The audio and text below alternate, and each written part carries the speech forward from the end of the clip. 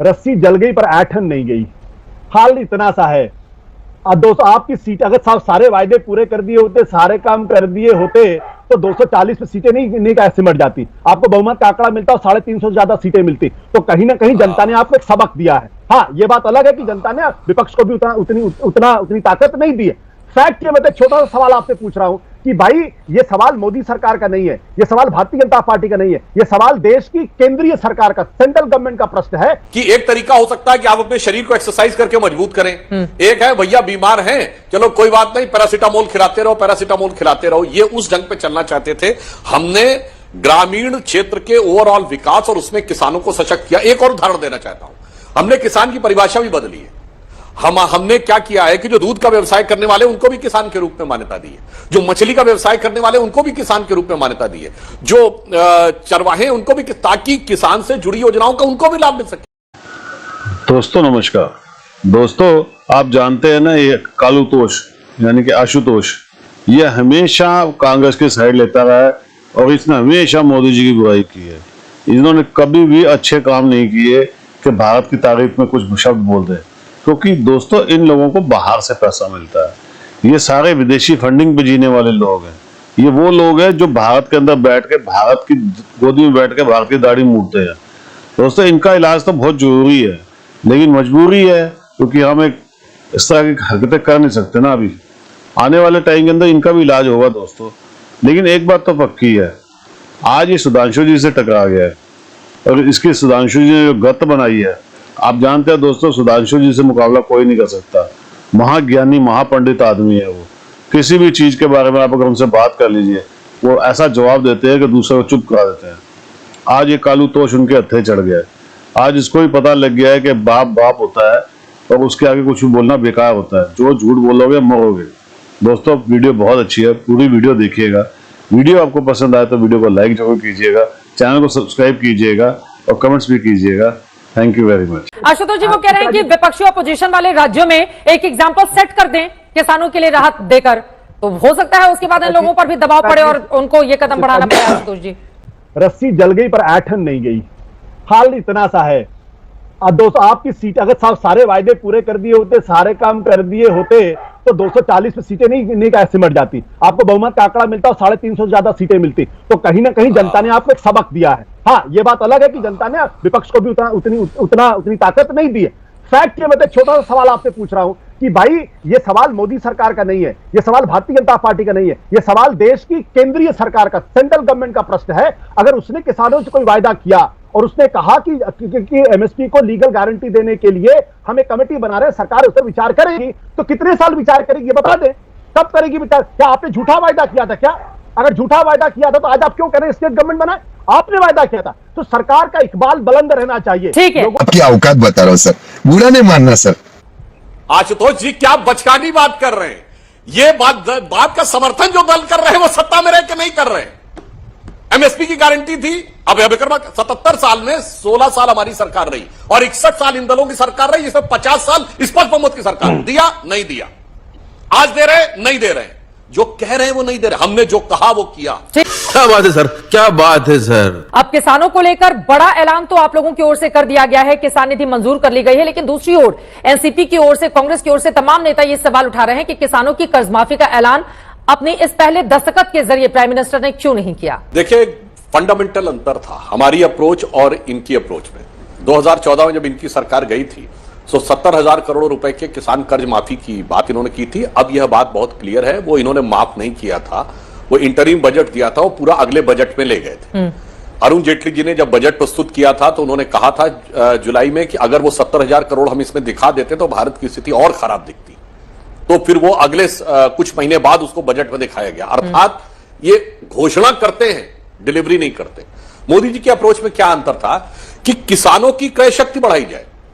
अगर हर गांव में बिजली, सड़क, पानी पहुंचेगी, हर गांव में मोबाइल इंटरनेट पहुंचेगा, हर गांव तक जो मार्केट है उसका प्रभाव पहुंचेगा, तो क्या होगा कि ओवरऑल डेवलपमेंट जब गांव का होगा तो किसान की वास्तविक क्रय शक्ति बढ़ेगी, उसे मकान भी मिलेगा, उसे शौचालय भी मिलेगा, उसे स्टार्टअप में भी सहयोग मिलेगा, उसे मुद्रा योजना भी मिलेगी।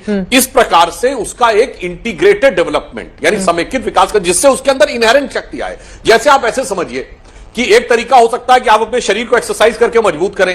एक है भैया बीमार हैं, चलो कोई बात नहीं, पैरासीटामोल खिलाते रहो, पैरासीटामोल खिलाते रहो। ये उस ढंग पे चलना चाहते थे। हमने ग्रामीण क्षेत्र के ओवरऑल विकास और उसमें किसानों को सशक्त किया। एक और उदाहरण देना चाहता हूं, हमने किसान की परिभाषा भी बदली है। हमने क्या किया है कि जो दूध का व्यवसाय करने वाले उनको भी किसान के रूप में मान्यता दी है, जो मछली का व्यवसाय करने वाले उनको भी किसान के रूप में मान्यता दी है, जो चरवाहे उनको भी, ताकि किसान से जुड़ी योजनाओं का उनको भी लाभ मिल सके, क्योंकि ये सब गांव के इकोसिस्टम का हिस्सा है। मुझे तो ऐसा लग रहा है सुधांशु जी की बातों को सुनकर जैसे कि मोदी सरकार ने कोई एहसान कर दिया इस देश के नागरिकों के ऊपर कि हमने ये कर दिया। अरे आप सरकार में आए हैं तो आपका ये काम है करना, आपको करना ही चाहिए, इसमें कौन सी नई बात है। लेकिन किसानों की जो असली मांग है एमएसपी को कानूनी गारंटी पहुंचाने की, वो तो आपने किया नहीं। और ये बात तो जब किसानों के साथ समझौता हुआ था, जब किसान आंदोलन टूटा था, उस वक्त सरकार ने वादा किया था, केंद्र सरकार ने वादा किया था। अब सुधांशु जी ये कह रहे हैं कि राज्य सरकार ये काम करे। अरे भाई जब केंद्र सरकार ने वादा किया तो अपने वायदे पे तो कायम रखिए ना, उस पर तो करिए। अभी भी किसान लगातार आंदोलन पे हैं। आप पंजाब के अंदर देख लीजिए कि किस तरीके से वहां भारतीय जनता पार्टी की हालत खराब हो गई, हरियाणा के अंदर भारतीय जनता पार्टी की हालत खराब हो गई। ये क्या है? एक नंबर का डिब्बा है, डिब्बा। तो मुझे लगता है किसानों की जो असली मांगे हैं उस पर काम होना चाहिए, और वो है एमएसपी को लेके। या तो सरकार दो टूक कह दे कि भाई ये हमारे बस का नहीं, हम इसको नहीं कर सकते, अगर ये करेंगे तो देश का नुकसान होगा। सरकार ये भी नहीं कहती, सरकार वो भी नहीं कहती। आपने वायदे किए, कमेटी बनाई, उसका क्या नतीजा किसी को मालूम नहीं, क्योंकि अब ये मोदी सरकार नहीं है। चड्ढा समझाओ, इससे समझाओ। अब ये एनडीए की सरकार, ये फर्क है। तो जो मोदी की गारंटी थी अब वो नहीं चलेगी, अब वहां पे एनडीए की गारंटी चलेगी, और एनडीए की गारंटी में तो खींचतान होगा। और एक और जो सहयोगी दल हैं उन्होंने भी कोई मोदी सरकार के ऊपर एहसान नहीं किया, और मोदी सरकार ने भी उन पर किसी तरीके का एहसान नहीं किया। They will have their pound of flash. और राजनीति के अंदर खूब जम के आने वाले दिनों में इस तरीके की बयानबाजियां होंगी, नाराजगी जाहिर की जाएगी। कैसे कैसे लोग रहते हैं यार यहाँ पर। आपने कहा था कि हमारी सरकार बनेगी केंद्र में, और खटाखट 8,500 रुपए आने लगेंगे। तो अब चुनाव की आचार संहिता समाप्त हो गई, तो जिन राज्यों में सरकार बनी नहीं 8,500 तो 6,500 खटाखट भेजिए ना। या ये केवल जुमलेबाजी थी? जैसे हमने किया था, गुजरात का मॉडल करके दिखाया था, तब जनता के सामने कहा था। क्यों नहीं कर्नाटक में दे रहे भाई? एमएसपी लीगल करिए। पंजाब में तो आम आदमी पार्टी की सरकार है, वहीं सबसे ज्यादा डिमांड है। एमएसपी को इलीगल कर दे, बस इसके नीचे नहीं मिलेगा। पहले जीएसटी आने से पहले सेल्स टैक्स होता था। हर राज्य किसी भी उत्पाद का मूल्य अपने राज्य में तय करता था कि नहीं? बोलिए हाँ या ना, कर दीजिए ना। महाराष्ट्र में सुप्रिया सुले जी की जब सरकार रही तो किया उल्टा। जो शरद पवार जी की पुस्तक है उसमें क्या लिखा हुआ है? वो तो मंडी के खिलाफ लिखा हुआ है मेरे भाई, जाके शरद पवार जी की पुस्तक पढ़ लीजिए। और केरल से, जहां से राहुल गांधी जी सांसद हैं, वहां एपीएमसी एक्ट नहीं है। तो आप कहेंगे केरल की परिस्थिति अलग है, तो फिर मान लीजिए हर राज्य की परिस्थिति अलग है, तो परिस्थिति के अनुसार लागू कर दीजिए। ये होता है भ्रम फैलाना और हकीकत में कार्य न करना। यही नहीं, अभी और सुनिए। मान्यवर कितना पूर्वाग्रहग्रस्त होकर बोल रहे हैं। मतलब केंद्र सरकार ने कमेटी बनाई तो उनको निर्णय लेना चाहिए, और जो मांग कर रहे हैं उन्हें अपने राज्य में करके नहीं दिखाना चाहिए। मैं बताता हूं क्या होता है। हमारी सरकार आने से पहले Madhya Pradesh food grain contribution में सबसे पीछे था। हमने अपोजिशन की सरकार रहते हुए जाके चेक कर लीजिएगा, यूपीए सरकार में लगातार कृषि कर्मण पुरस्कार आया और फूड ग्रेन कंट्रीब्यूशन में मध्य प्रदेश नंबर 1 का देश बना। यूपीए के शासनकाल में हमारे सारे राज्य, राजस्थान, गुजरात, मध्य प्रदेश, छत्तीसगढ़ में कृषि विकास दर 10% से ऊपर थी। कोई जाके चेक कर ले। भूजल का स्तर सारे देश में नीचे जा रहा था। 2 राज्यों में बढ़ा, गुजरात और राजस्थान। सबसे ज्यादा वाटर कंजर्वेशन बॉडीज बनी गांवों में, किसानों के लिए बात कर रहा हूं, तो वो कहां बनी? गुजरात में और मध्य प्रदेश में। और सुनिए, कृषि ऋण पर ब्याज की दर 0% देने वाला पहला राज्य कौन था? 2008 में कर्नाटक, भारतीय जनता पार्टी के शासनकाल में। उसके बाद दिया मध्य प्रदेश में। तो महोदय, विपक्ष में रहते हुए हमने करके दिखाया। आप कह रहे हो ना एमएसपी कर दो ना, इलीगल करना राज्य का अधिकार है, पर आपको पता है कि आपकी करने की हैसियत नहीं है, करने की क्षमता नहीं है, इसलिए आकर यह बात का हल्ला मचाना है। गजब बेइज्जती है, मैंने तो बड़ी सिंपल सी बात कही, हमने डिलीवरी करके मॉडल्स के रूप में अपने राज्यों को दिखाया था और इनको भी दिखाना चाहिए।